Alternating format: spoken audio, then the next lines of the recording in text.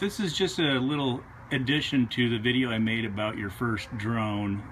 This is just to kind of reiterate some of the stuff that we already talked about, and also touch on a couple points of the new Yuneec Q500 4K, which is the black one over there to your right, the charcoal gray or gunmetal as they call it. I'm just going to talk real briefly about what you want to do if you're getting into this hobby, and some shortcuts and some mistakes that I've made. And these are just my opinions. They're not fact. Everybody has opinions, and you know, this is just my 2 cents worth. So anyway, if you are first getting into this hobby and you want to find out what you should do to crash less, I would suggest you go out and pick up one of these little trainer drones.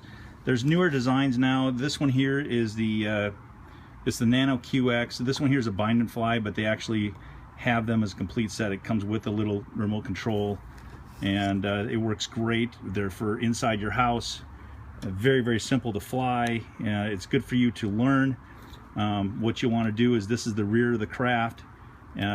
Just start out by learning to try to hover over a certain object, and just learn to, as you're drifting, to bring it back into a hover and stay in one location. And then as you start to get more comfortable with that, I would say go out and learn how to go in a box. You put a box on the ground, and you want to fly this in a box with the rear of the craft just facing you, and just go around in a box. And once you've mastered that, you can start working on turning the craft and going around in a box.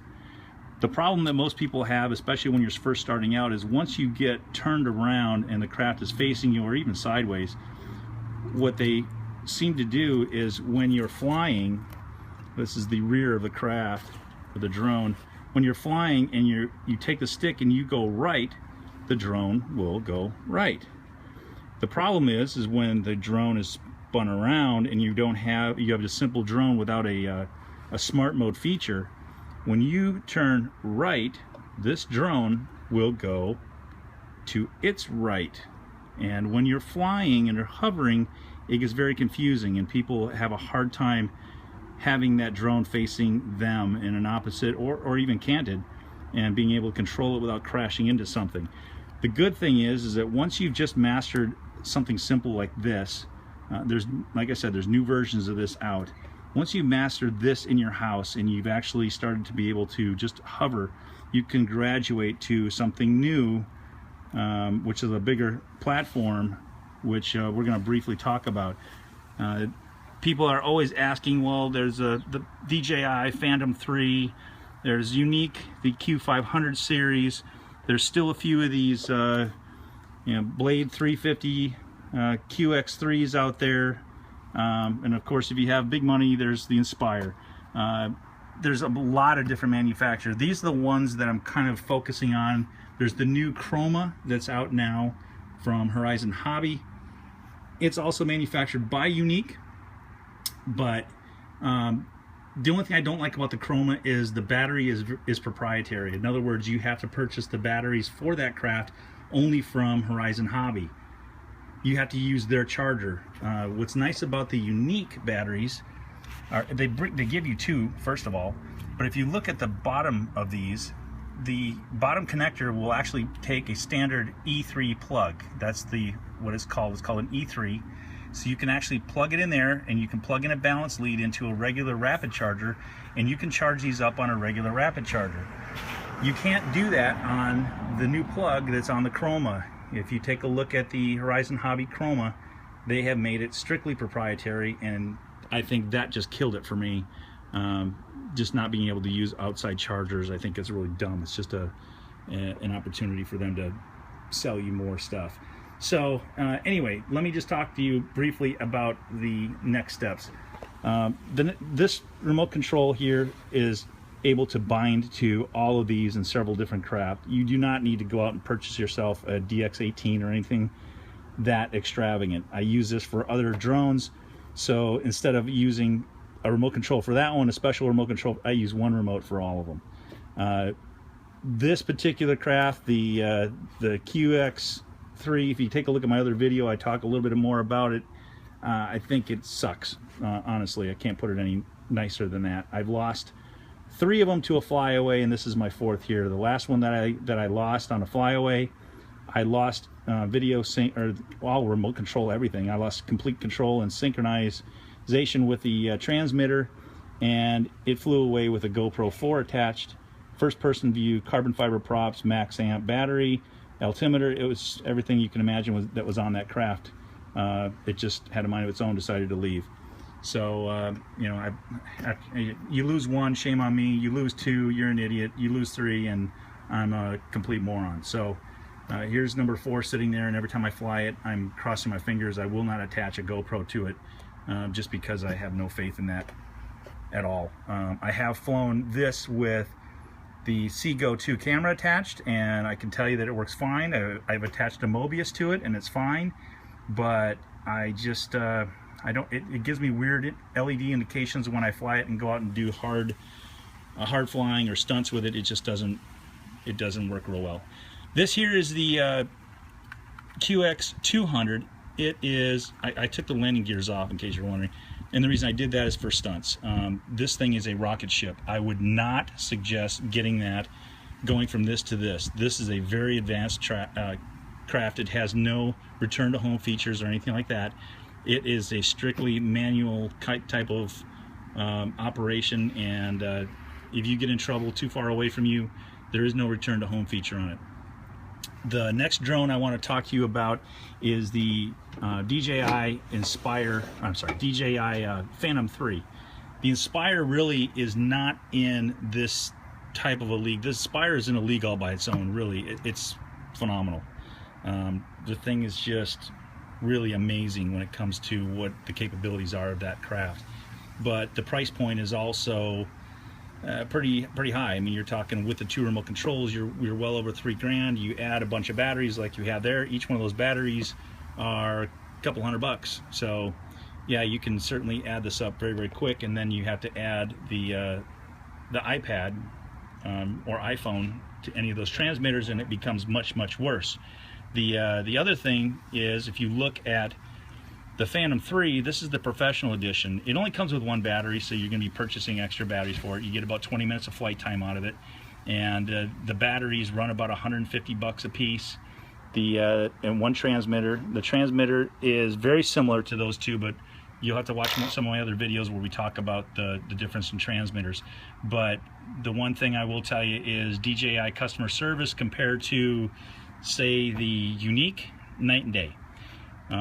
The Phantom 3 also has what's called light bridge, so if you're looking for something that has a long distance for flying and maintaining video signal, the Phantom 3 is really extreme. The problem is if you are a brand new flyer or someone that doesn't have a lot of experience, you're going to get yourself into a lot of trouble just because of the fact that you get it out past your line of sight. You're going to get turned around. You could have some problems running into an object, a tree, terrain, whatever the case might be, just because of the extreme distances. And I've seen a lot of people that have taken the DJI products and pushed them out well past what their capabilities are of flying, and they got themselves into a heap of trouble just because of the fact that they weren't able to get home. They flipped the return to home feature and it crashed into an object because they weren't thinking about power lines and stuff like that. So anyway, let me move on to the Yuneec Q500. The Yuneec Q500, this is the 4K. They also have the 500 Plus, which is all white. It comes with 2 batteries also, and it comes with a transmitter. You may have saw my other video where we talked a little bit about the 500. The difference between the 500 and the 500 Plus is the 500 Plus has a bigger screen, a couple different upgrades. This is the 4K. The 4K has obviously the 4K camera. It comes in gunmetal gray. It comes with that case back there. I'm not going to reiterate the unboxing stuff. Everybody's done that. But I will tell you that the 4K camera has all of the features on this transmitter, so you can actually get into the settings and change whatever you want to shoot, whether it's RAW, JPEG, 4K, whatever. Light, your white balance, your lighting, everything is controlled all on the monitor. You don't have to attach a phone, anything. It's all done right here. The other great thing that this has is what's called Follow me wherever you walk. You guys can check it out on YouTube. Everybody's got videos up showing you what it does. As you walk, that will follow you. The one key thing that you want to do is make sure that that is up high enough so as you're walking around, you don't go and run into a tree. Yes, I've seen that happen. There's a couple of things about this drone that I'm going to do a real quick video on what you can do to save yourself from